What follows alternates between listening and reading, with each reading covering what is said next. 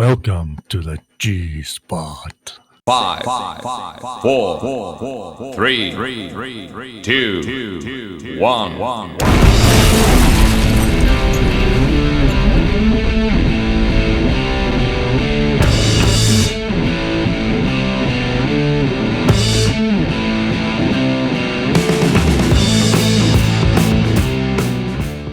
Hello everybody and welcome to Dynamic GT League's G-Spot for G33. Excuse me, and joining me is Ray. How are you, Ray? I'm doing well, how's yourself? For some reason I seem to be getting very gassy at the point of talking on the recordings lately. But yeah, I'm doing alright, thank you. We've got loads to look at here on this G-Spot, seeing as we haven't done one for a couple of weeks. For those that have seen the thumbnail, there isn't loads, but it should be interesting anyway. So you're building them up on a Friday night? Yeah. Or could have been doing something else? Yeah, absolutely. Well, what would you have been doing? Sleeping? Cracking one off? Possibly. Right, would you like to tell everybody what the G-Spot is all about while I go and grab a drink out of the fridge? Oh, yeah. Don't I do it every week? Yeah. The G's. Yes.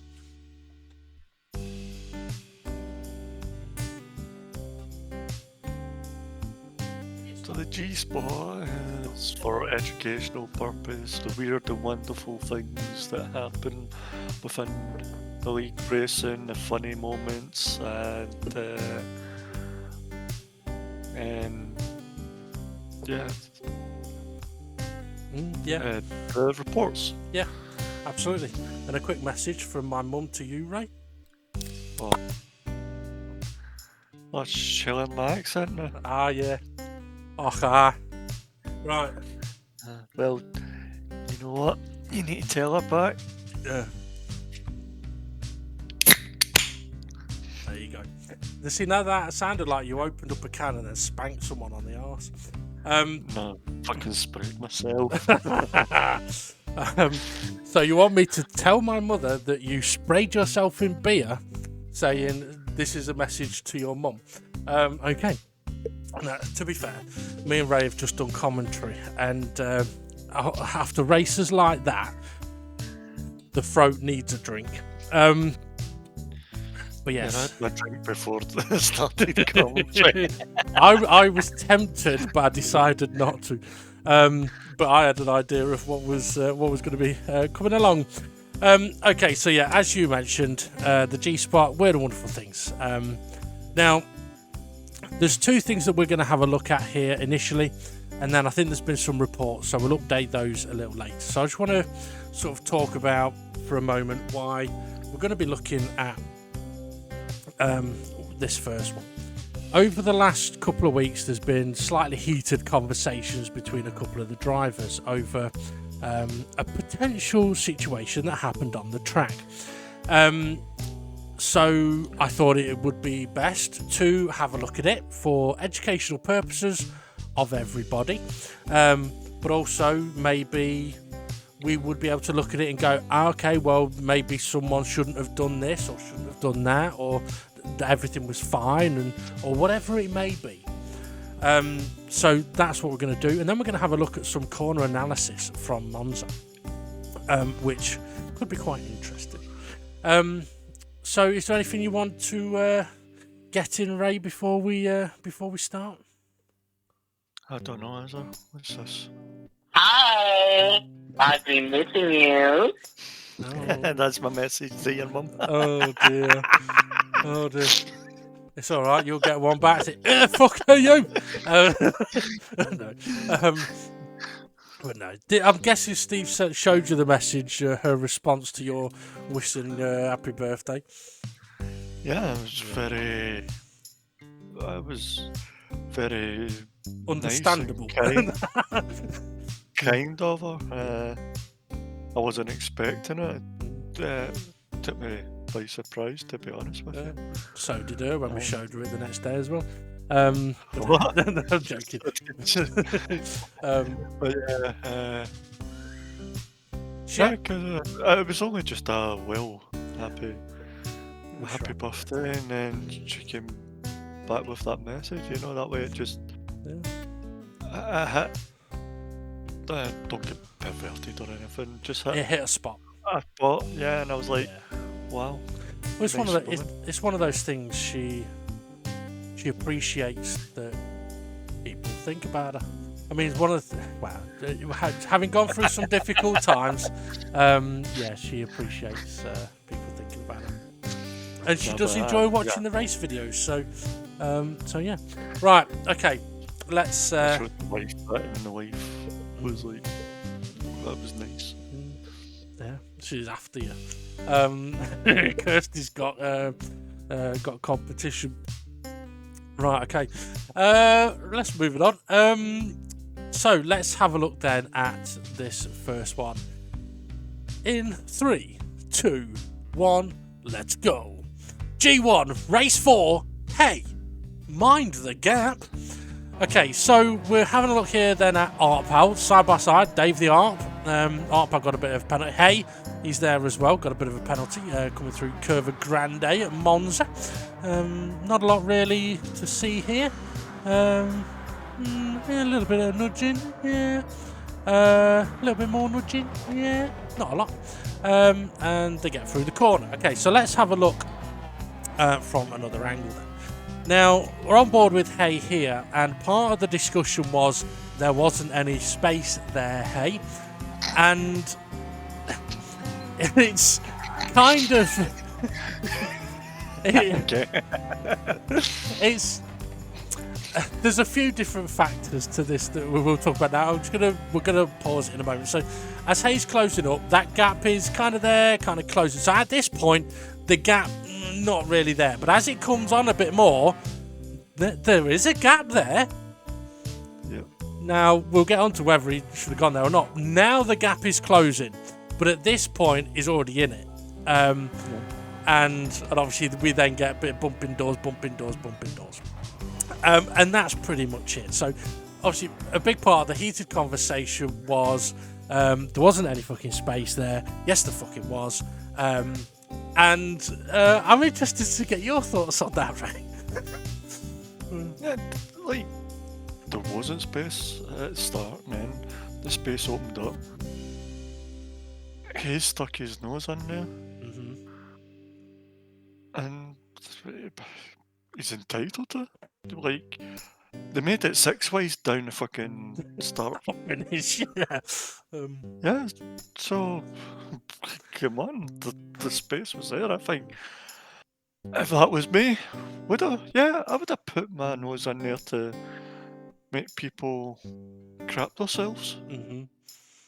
Yeah. To be honest, I wouldn't not put my nose in there. And then maybe back out coming up to the corner. You don't know how to back out. I bet Kirsty has to do all the reversing for you. I've reversed out a co-op car park, got someone else pregnant. Oh, God. But yeah, I think he was entitled to put his nose in there. Yeah. I don't think. I don't think for any moment not another driver wouldn't do that. Well, I've got a very similar view, which is the gap was there when Hay went for it. The gap was there. Was it the wisest of things to do? Probably not. Was it wrong to do it? No. There's nothing wrong with him putting his nose in there, but it does come with a bit of a risk, and it's probably not the wisest of things to do. Now, a little bit like you. Cards worth each side of them. Oh, yeah. But once those cars started to pinch, that's when I would have been thinking, okay, yeah, mate. And to be fair to Hay, he did back out of it before the corner.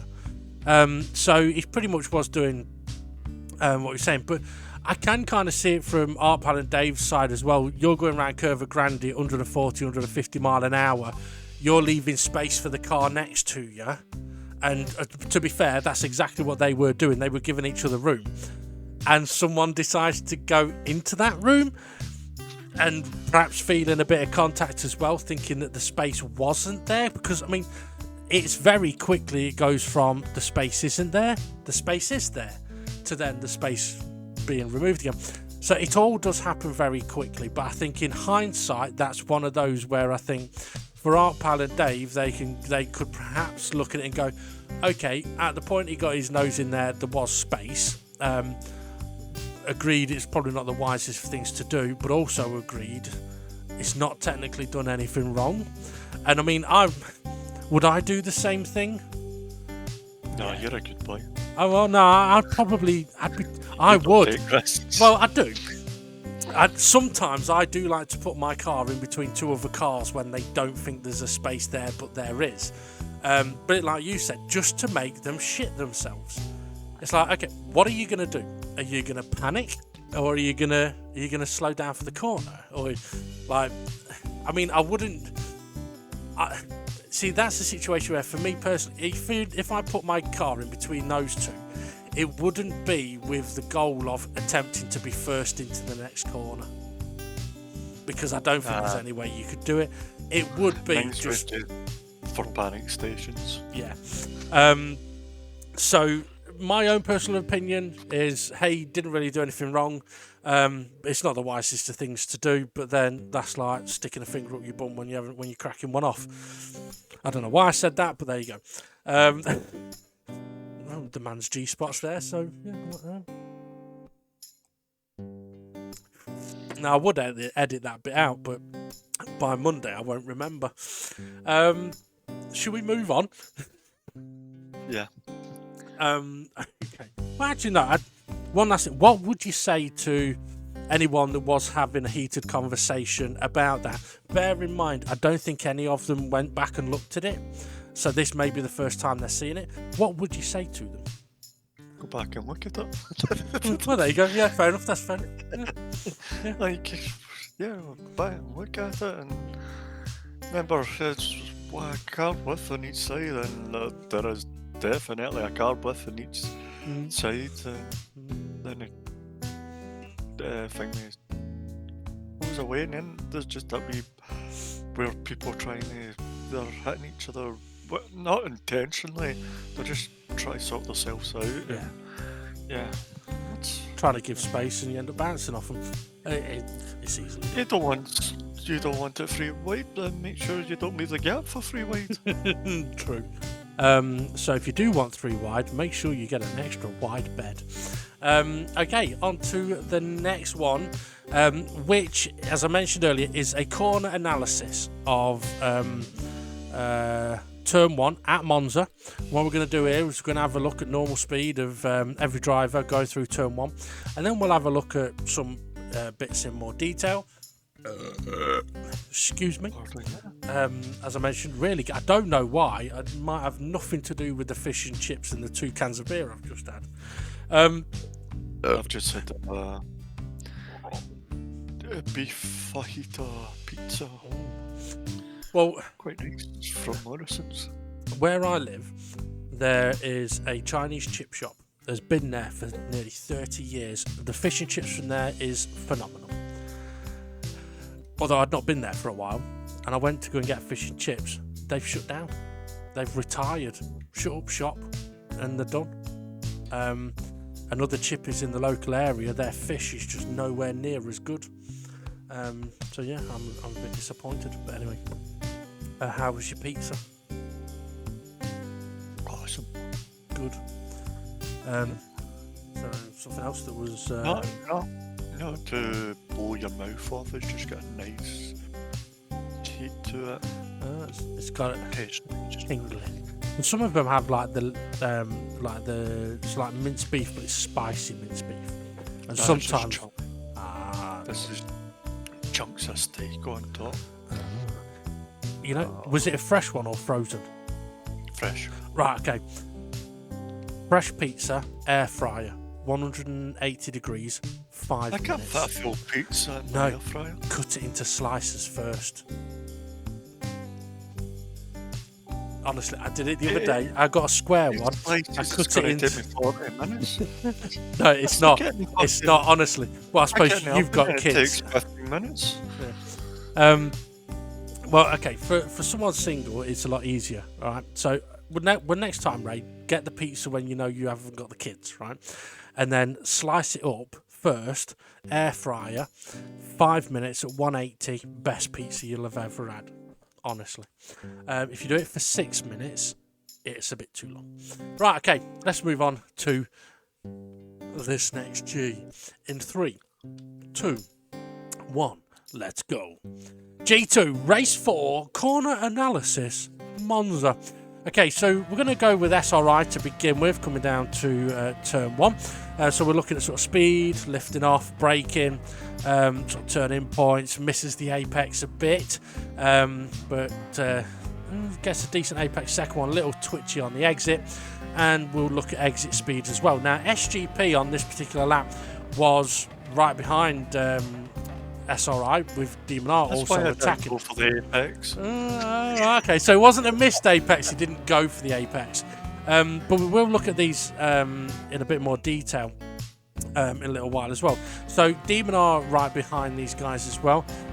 So we're looking at he's sneakily getting into the position. And I could have looked at other laps, but for SGP and Demon R, I thought these would be interesting ones to look at in a bit more detail regarding braking points and stuff like that. Steve F1, he's sort of all on his own. So he's a little bit behind those front three. Takes plenty of curve at turn 1.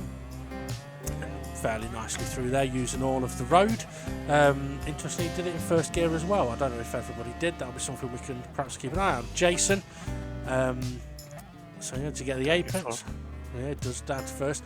Doesn't quite get all of the second apex, but uses all of the road on the exit. Formula Gary. Okay, this could be interesting. It's interesting seeing a lot of lifting, bit of a coast, and then braking. Actually, quite nicely through there from Gary. A bit too much steering still on the way out the corner. Didn't quite use all of the road. Art Pound maybe getting a bit of a slipstream off Gary, and they're doing nearly 170 miles an hour to get it into the apex. Misses it a little bit, and the second one a little bit, but uses all of the road, and then comes away from the curve a little bit. Interesting. Bob. Okay, Bob's got a lot of slipstream, 175 mile an hour. Doesn't touch Art Pound. Misses the first apex though. A bit early on the second one. Uses all of the road, but loses quite a bit of ground to the cars ahead. Dave the Harp. Let's see how he gets on. So very rapidly, fully on the brakes there. Nice apex. Well, a bit of a wobble, but Jump in the gears as well. yeah, a bit of a wobble, but it kind of set him up okay for the second apex. So Twilight, so nice and smoothly down the gears. I mean, that's not something I was really looking at, but nicely over the apex curves there from Twilight, using all of the road. Interesting. So Conrad. Now Conrad has got fresh tyres on here. He's pitted. Big wobble on, but gets massively lucky that it still sort of semi has him facing the right direction. Just a bit too much sausage curve. So hey, he's also on fresh tyres. So getting to it takes a lot of apex curb. A bit wobbly through the curbs there. It does look like he's got a bit too much steering angle on, but he is on a pad, so it is more difficult. Jimmy being a bit cautious, getting rid of a bit of a penalty as well.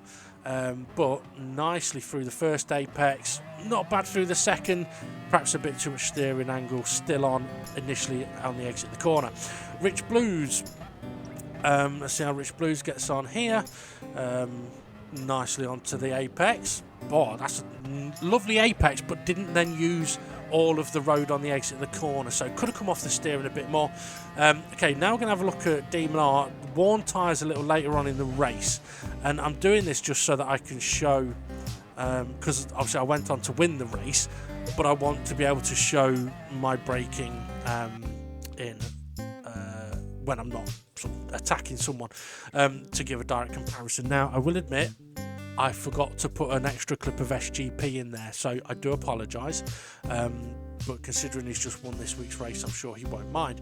Right, okay, so for me and Ray, those video clips have now stopped, but we'll come on to some more in a moment.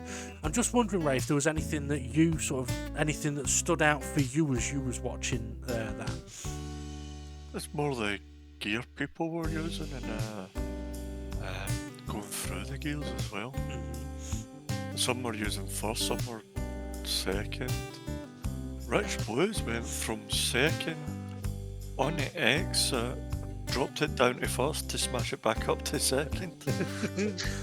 Interesting. To be honest, I never actually looked when I was editing these clips together. I didn't look at any of the gears that people were in because I was focusing on stopping the next lot of video clips at lift-off point, braking point, minimum apex speed for the first corner, minimum apex speed for the second corner, and then exit speed.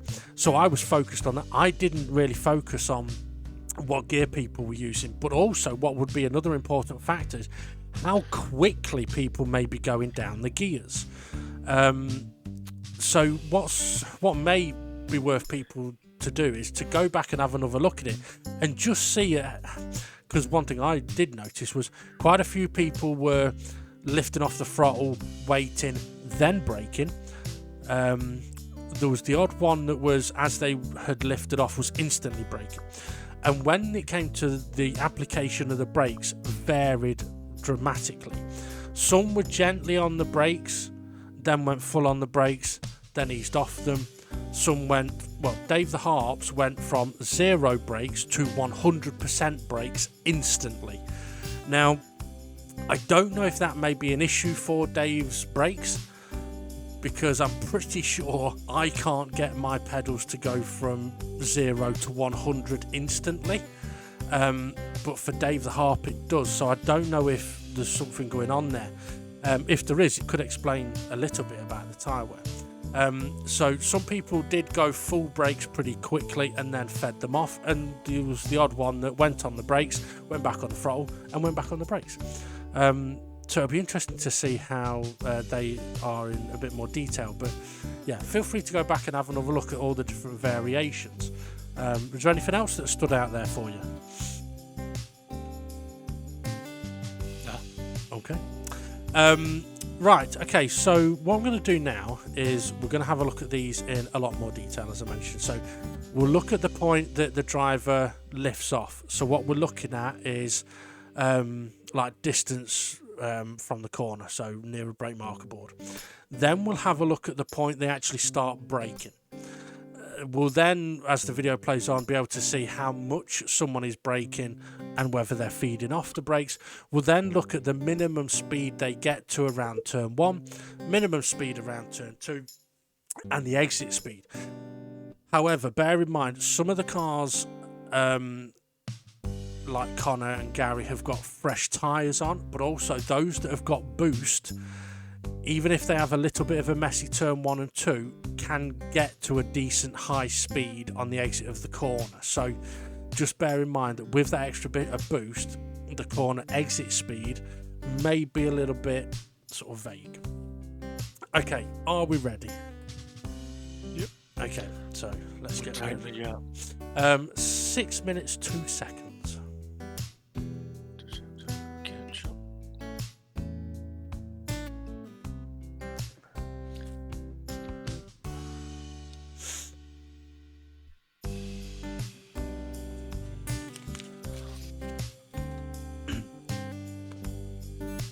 I must admit, I was tempted to also have a look at another corner, but it did take quite a long time to put these video clips together. Good. Okay. Right, so let's get ready in 3, 2, 1, let's go. So SRI then, we'll look at the point that he lifts off, which is just before 200 metres. Oh, that's a long way from the corner. Starts braking about 175, but brakes gently to begin with. Doesn't even go above 50% till late on. Minimum apex speed was actually near turn 2. So that's from going longer into the corner. Then speed drops down again. So the minimum speed is 31 mile an hour. but did take quite a quick entry. On the exit of the corner, we'll stop it at the end of this curb, 87 mile an hour for SRI. So they're the points that we're going to focus on. So for SGP, obviously his corner was compromised. He's lifted off after SRI did and gets on the brakes a little bit after SRI did as well. So it's about 170 metres. A little bit less braking and then more later on, so he's quite heavily on the brake still now. 37 mile an hour first apex speed though, which then drops down again to 33 for the next corner. So he's having to slow down doubly, uses all of the road. His exit speed, 88 miles an hour. He's going to go back in time. Okay, so let's have a look at Demon R's. Now, I know with this one, I lift off here. Because there's 2 cars ahead of me, there's nowhere to go. I've lifted off. Now I'm on the brakes later than the 2 cars ahead, but because I lifted off way earlier, slowing to a bit of a space just to be an awkward bugger. Minimum apex speed of 35 miles an hour, which will then drop down again to 32 mile an hour. Missed the apex by a mile. And because I've missed the apex by a mile, my exit speed is also compromised. So I get to 89 miles an hour, but I've had a worse exit than the 2 cars ahead. So it's Steve F1. So where does he lift off? So he's lifted off at about 170 where the others were braking, but Steve F1 is then on the brakes at about 140. But I'm guessing he's going to brake a lot harder. Yes, he does. Pumps it a couple of times. Minimum apex speed of 41 miles an hour. So a higher apex speed, but a lot more braking. 38 mile an hour for the second corner. Now, with that extra braking that he did, that's extra tyre wear. Exit of speed, 88 miles an hour. So similar to those cars ahead. So although he's carried quite a bit of speed in, didn't quite carry it on the way out. Jason, similar to Steve F1, but lifts off a little bit later. When does he get on the brakes? Similar point to Steve F1. Let's see what he does with his braking. Is it going to be full? Yes, it's full. Off him a bit. Feeds off him quite nicely. We're still steering though with a bit of braking on. 39 mile an hour for Jason. A little wobble on the curb. Gets lucky with being able to turn into the apex at 36 mile an hour. So a little bit slower than Steve F1 through there. Exit speed of 89 miles an hour. So although he was a little slower through the middle of the corner, had a better exit speed. Now we've got Formula Gary, who isn't on fresh tyres, by the way. So Gary lifts off about 165. When does he brake? Starts braking about the 140, but Gary's going to brake gently and then go full and pumps it a couple of times. But actually, a very nice line through the corners for Gary, 37 mile an hour. I don't think I stopped it in the first apex there, apologies. So 37 mile an hour, didn't use all of the road, compromised his exit speed there by not using all of the road. He could have got a little bit quicker had he stayed over to the right. Art Pal, when does he lift off? Interesting, it's about the 175. So people lifting off in a similar area, braking at the 150. Let's see what he does with the brakes. Full on the brakes, stays on, comes off, pumps on, pumps off a bit. Okay, 41 mile an hour apex speed or minimum speed, but then has to slow down a bit more, 39, to make that left-hander because he'd gone quite quick into the first one. Uses all of the road. How does that equate for his speed? 89 miles an hour. So not bad from Art Pal. Bob. Now this is an interesting one. So Bob lifts off 250 metres pretty much, and I like this from Bob. He even starts braking at about 180 metres. He has zero intention of making contact with the car ahead, but does get a bit like Code Brown moment for a while. Minimum first corner speed 43, brilliant. Unfortunately, too early on the apex, runs wide. Now his minimum speed is a long way after the apex here, 34, runs a bit wide, can't get on the power, but ends up with a decent exit speed. However, look at the gap he's lost to the car ahead. Dave the Harp, this is what lifts off at just before the 150, and the brakes instantly on 100% at about 140. Now that will hurt the tyres. Minimum apex speed 41, or so it's just after the corner. Not a problem here at Monza. I will come on to that. So 41 mile an hour, slows it down again to 41 mile an hour. Not bad through the corners for Dave, really.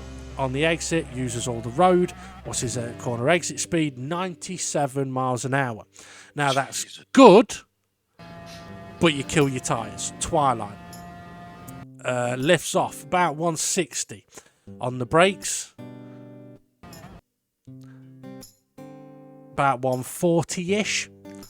Then he's going to work on the brakes and off them, on them. He's on them a long time there, so he realised he's not slowing down as much as he wants. 40 mile an hour speed, has to slow down a bit more. 39 mile an hour, nice line actually through the second apex. And corner exit speed, 94 miles an hour. But bear in mind as well, we are at a point now as well where the boost is going to play a factor. Conrod's got brand new tyres, and we'll talk about Lucky here. 160 metres is lifted off. On the brakes, about 140-ish. Oh, excuse me. And what's his speed going to be? Because he's on the brakes quite hard. Came fully off them, went on them again, fully off them. 44 mile an hour apex speed. That's pretty good. Not a bad line. Gets a wobble though, so he's a car width away from the apex than where he'd want to be. But 41 mile an hour apex minimum speed there. Exit speed 98. So Connor's got very lucky there with that wobble. Without the wobble, much higher second speed and exit speed. Hey, lifts off 150-ish, 155. On the brakes, it starts off gentle but goes fully on the brakes, and I think stays on them. Yep. So that's actually not that bad of braking. Bit too much corner, bit too much curb, bit of a wobble. Getting rid of some penalty as well. Minimum speed 38, but you'll see Hay has a wobble here. This is where he's got too much steering on because the car wobbles and he's in the middle of the road. He really wants to be over on the right hand side. Exit speed of 96 miles an hour. Okay, now sorry, go on. Boost effect. Boost effect, yeah. With the exit speed. Okay, so Jimmy, he's lifted off very, very, very early, like 300 metres. He's on the brakes at 175. Goes fully on him, off him, on him. He's just getting rid of his penalty and making sure he stays away from Jason. But Jimmy's car positioning for turn one, perfect, with a decent speed. Not a bad speed for the second one, 36 mile an hour. It's faster than the leaders were doing. Does he use all of the road? No. He has a similar wobble to Hay and then uses as much road as he can. Exit speed of 97. So definitely some boost helping here. Rich, where does he lift off? Just before the 200 metres.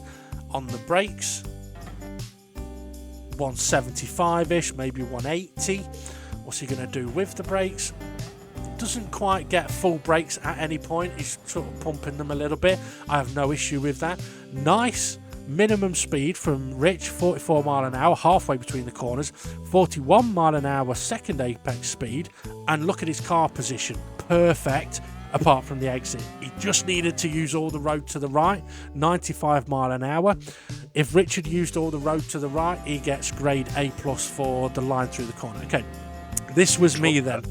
Down your first on exit. Okay, that might be why. So I've lifted off here at 175. I'm on the brakes just after the 150. So this was my normal sort of braking, and my tyres are worn here. So fully on the brakes, but then feeding off them nicely. Minimum speed at turn 1, 38. That'll come down again a little bit. So 40 for the second one. Use all the road on the exit. And then the exit speed, 90 miles an hour. So not a bad exit speed. So that's the end of those clips there, I believe. Now, I'm sure you may have a few things to point out. There's a few points I definitely want to make. But what did you take away from that?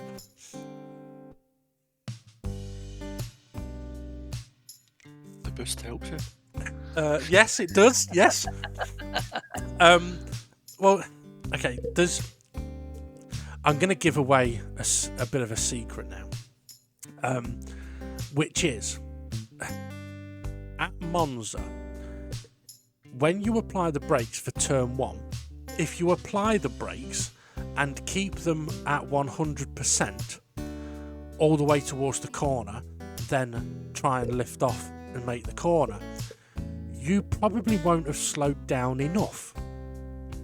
However, if when you apply the brakes you go full brakes and then feed them off a bit, you will slow down much faster than if you stayed at 100% brakes. Reason being is when you're going max speed with max aero effect happening, you can hit the brakes full and the car will slow down. But as the car slows down, the aeros have less effect, so you actually start getting less grip as you're slowing down. And if you're still at 100% brakes, you effectively lock up the tyres, and you cause the ABS to kick in, and you cause tyre wear. Whereas if you feed off the brakes, you will slow down considerably faster. So seeing the drivers go like full brakes off the brakes, back on them a little bit, I haven't got a problem with that.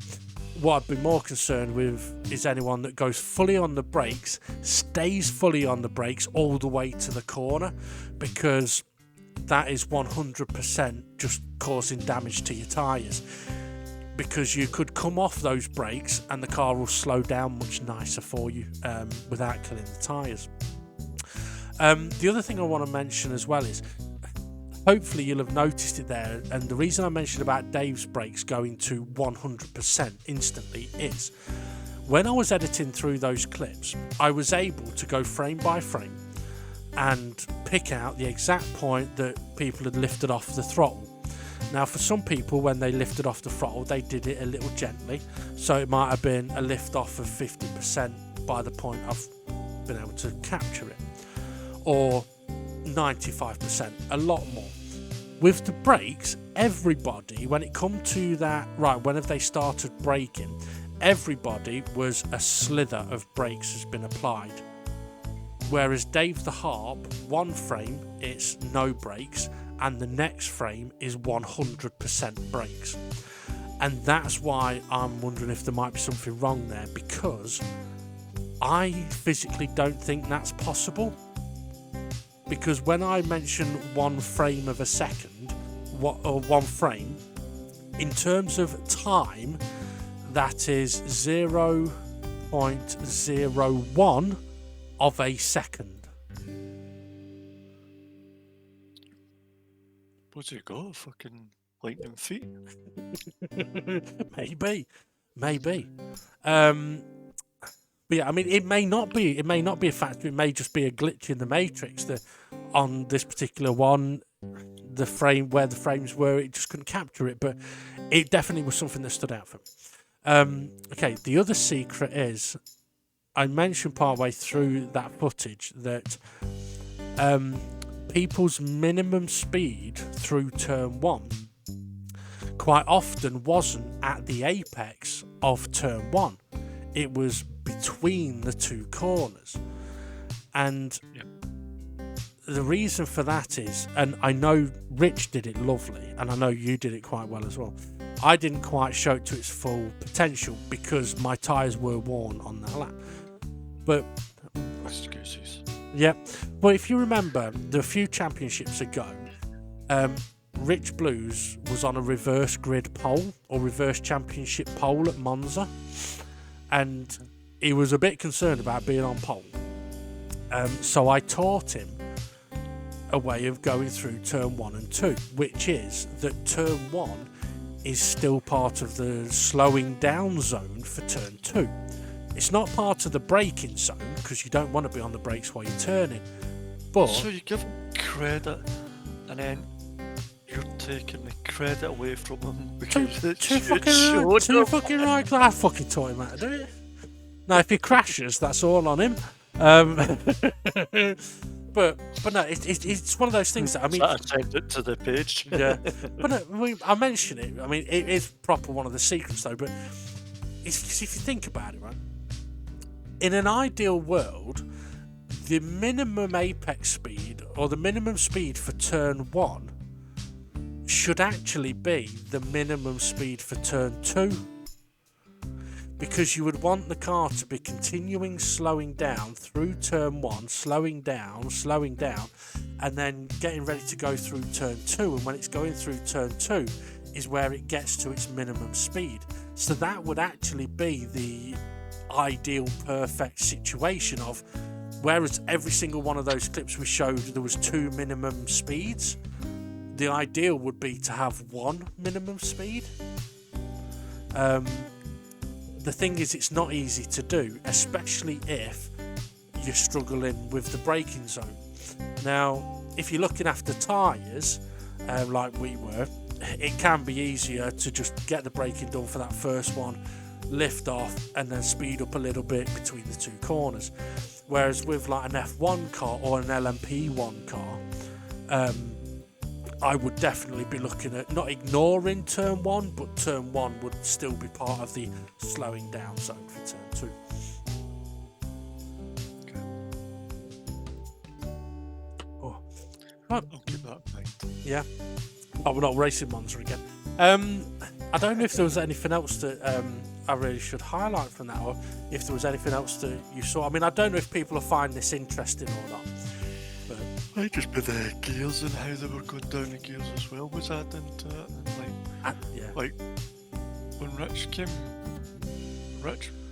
out the corner in second gear, put the acceleration on, but dropped it down to first.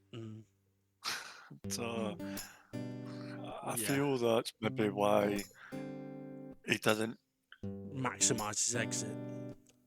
And the track area, because he was busy trying to get down into turn 1 and then gear 1, and then switch it straight back up. Yeah. Like, if you're in second gear, just floor it and you'll be fine. Yeah.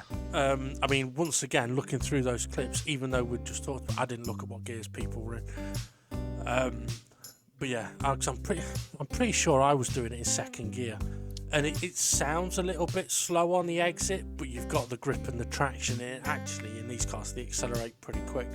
But at the same time, I can understand somebody using first gear to try and get that extra bit of turn in. But yeah, I mean, what I would say to people is feel free to go back and look over those video clips. Now, I think second gear. Yeah. I think. Yeah. So I think for 90% of those clips there were all on the same lap before anybody had pitted, which is why I went for that lap. So everybody's tyres were worn a bit. Yeah, I mean, if I went to, I could have spent hours trying to find everybody's best lap, but that's not always the easiest thing to do. What I will say is, though, we didn't see anybody really cutting the corner. We didn't see anybody going way too deep. We didn't see anybody going off the track on the exit. So to be fair, everybody got through the corner quite well. There's a couple of drivers that weren't quite fully using the maximum width of the road, and I think Hay was one and Jimmy. I can't remember if Jimmy was one, but they're on a pad, and it's a lot harder for them to sort of come off the steering gradually. But that's all that is. Straighten up the steering sooner, and you use a lot more of the road, and you'll go faster. So yeah, right. Anything else to mention or add? No. Okay, in that case then, we're done, apart from the stuff that may have been reported that I'm going to have to add in. So I'm going to say goodbye to Ray. Bye, Ray. Bye. And I'll say hello to myself to doing the... Hello, cock. Fucking hell. For doing the... Alright, cock. For doing the Oh, voice. fuck. I can't believe you've done this. Absolutely shocking. Okay, yeah, so for the voiceover for the stewarding bit, thank you, Ray. Ta-ta. Bye. G3 Race 5 report. Boom, boom, boom, boom. I want you in my room. So, from race 5, going back to what was said on the G-Spot the other week about leaving room. If you have the inside line, should Artpal have been left more space? So this was 31.30 from race 5. Let's see what the stewards have said. So Jason dived to the inside of Artpal. There was contact at the apex, and Artpal ended up off the track on the exit. No penalty. Artpal wasn't left enough space, but the stewards feel Jason wasn't at fault. Jason made a late move, but at the point of contact, his car appeared to be both under control and heading for the apex. He was also slightly ahead. The contact was caused by Artpal turning in and preventing Jason's car from turning and potentially from being able to leave more space. So let's have a look at this then. So from the spectator view, we're not really going to get to see much at all, but you'll see that they're side by side and Artpal off the track. So we'll have a look at it from another couple of angles in a moment. Now, from Artpal's view, well, not necessarily view, but from Artpal's car here, they're headed towards the quadruple right-hander. Jason appears, and there's the contact, and off Artpal goes. Now, I can understand from Artpal's position feeling like Jason has come in and hit him, but we'll look from Jason now. Now, Jason is already within fair range, so going for the overtake, there's absolutely no problem with going for the overtake there. And again, we see there's a little bit of contact. Now, initially there was discussion about whether it was Jason into Artpal into Jason, but as we look here in slow motion, Jason is turning in towards the corner a little bit, and Artpal's car does come across to Jason's, just as Jason's car was turning a bit more.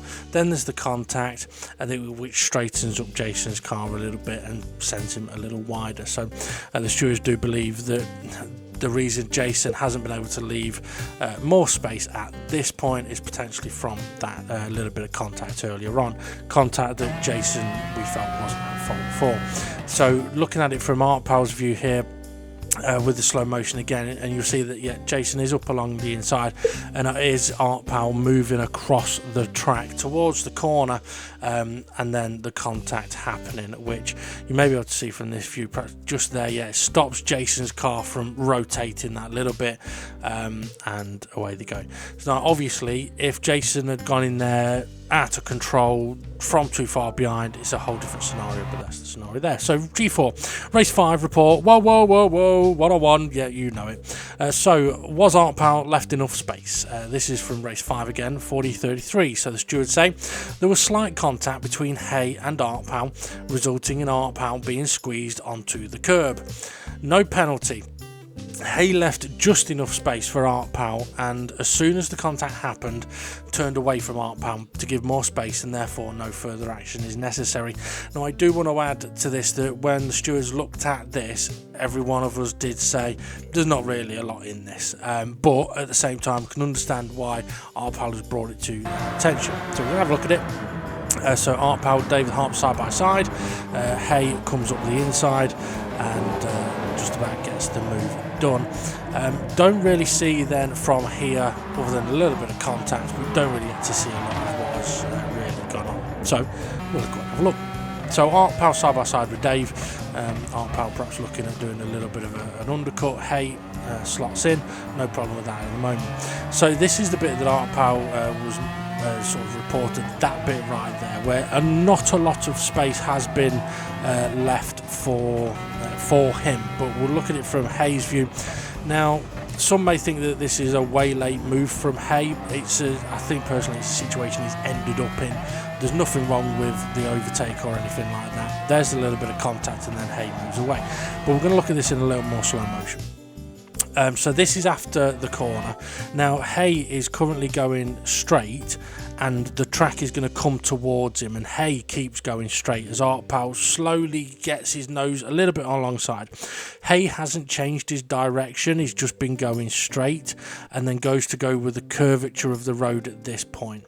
Now it would be very difficult for anyone in Hay's position to realise that Artpal has just squeezed in there, But luckily for Hay and Artpal, there is a bit of curb there that Artpal was able to use. There was the contact, and then Hay has moved away. So with that one, as I mentioned, there is not really a lot in it, but I can understand again why Artpal has brought that to our attention, because from his view it does look like he gets squeezed off the road. I think it's just an unfortunate one of those situations where Hay is just going in a straight line. Artpal gets along quite late, a bit difficult to see, and the nature of the way the track goes. Another thing I want to mention as well is that some people may think that Artpal is doing quite a bit of reporting. Well, I have no issue with that, especially considering that Artpal is still quite new compared to some of the rest of us to online racing. So he hasn't got the, I mean, as an example, I've been doing online racing for 10-11 years, SGP 10-11 years, Dave the Art 10-11 years, SRI 8-9 years, Steve F1 9-10 years. We've been doing it a long time. Artpal's been doing it a couple of years, so the things that Artpal is experiencing now, we've experienced many years ago, and so there might be many things that he just wants clarity on, or perhaps isn't sure if something was done wrong or not. As we say, send it to the page. Just a reminder though that yeah, sometimes shit just happens, and to everyone, make sure you just keep it cool and have a look at it afterwards, and then send it to the page if you need to. Okay, gee whiz, just one more Dave and Gary and Jason. Now, this is one that Dave actually has asked us to take a look at for the benefit of everybody, so that's exactly what we're going to do. This was from Dragon Trail Gardens, where we mentioned on commentary about drivers getting 3 wide.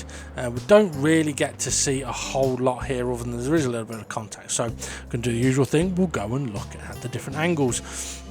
So Dave the Harp looking at making a move on Jason. Jason looking at making a move on Artpal. Dave up the inside. Jason going a bit wide. Gary appears on the inside. From this view, looks a little bit late, but we'll get another perspective of it in a moment. And then 3 into 1 doesn't quite work, but I obviously have my opinion on that, which we'll get to in a second.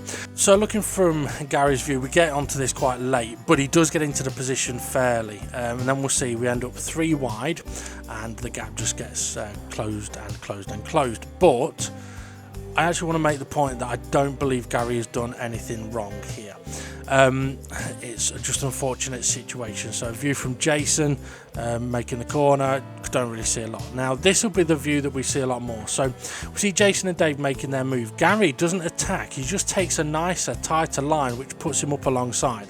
At this point, Gary's within fair reason to be where he is, but Jason is not aware that there's now 2 cars to his left. Gary, though, could be more aware that there's 2 cars to his right. Some may say Gary might have been wise to back out of this, but he is actually there fairly. So what's going to happen here is Jason is going to start moving towards the corner, perhaps aware that he's got Dave next to him. So as he starts turning, Dave isn't turning because Dave knows he's got Gary next to him. So Jason does actually push Dave towards the left hand side a little bit, which we'll see just here.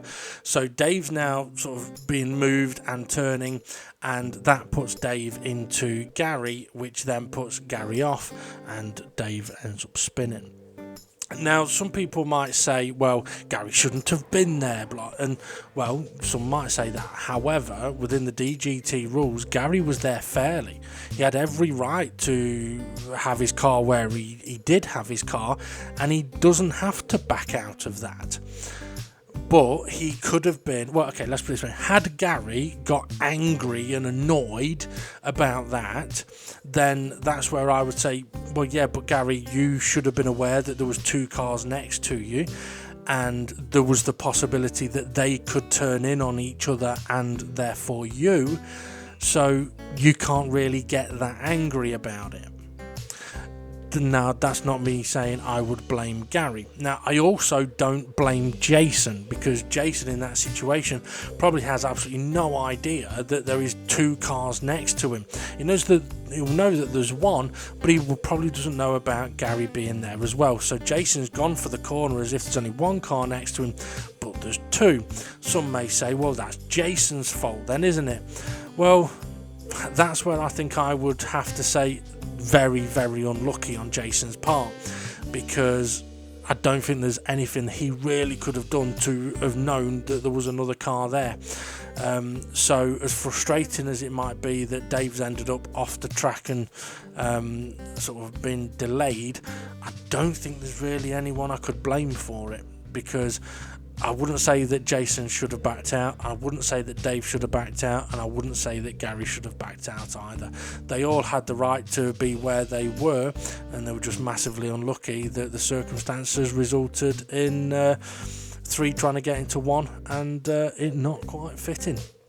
So there we go. Right, once again, apologies for all the G-spots recently being a little bit late. Hopefully now we are up to date and we can get back to plenty of action. Maybe. Perhaps. Or loads of carnage. It could be either one. Right, have a good one, everybody. Thanks for watching, listening. And we'll see you all again soon.